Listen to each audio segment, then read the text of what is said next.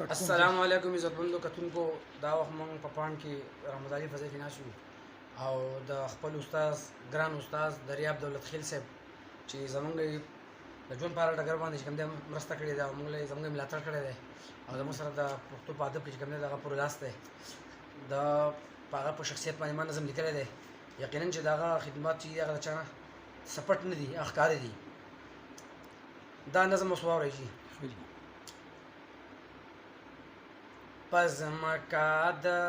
پزمکا د عرب د پښتو د غږ نارې کړې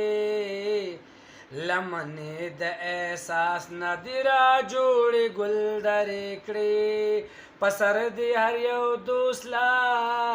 د عزت غټې شملې کړې ولس ته دې هر وختې په تیارو بلې ډیوې کړې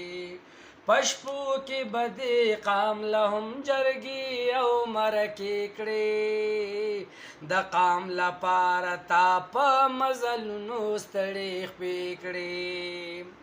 خپل فکر دې د قام سره شریک کو دولت خیلا خور دې کړه پزمکا د پښتو د ادب زیلا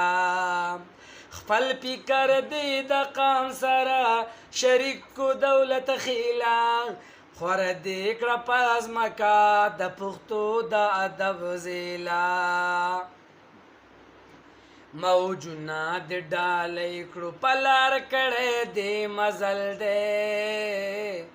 دریابا په کتاب کې دې د هرې ستونزې حل دې کتګ دې درو خانه سباون پلار پزغل دې خو فکر دې د امن رورولۍ د لارې مل دې د ژوند په سختو دشتو کې کتا کړې تکل دې ولاړ لکه د غري ستا مثال خو د بورجل دې پسر د شاعرانو د عزت غټه شملې د هاړ پسرو غرمو کې تند غرو لاچینې پسر د شاعرانو د عزت غټه شملې د هاړ پسرو غرمو کې مسافرو لاچینې درم بندې چې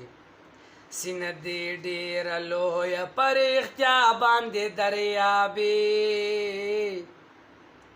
د شعر فلسفې په لوی دریاب باندې غرقابې طاقت دې د وزرو شته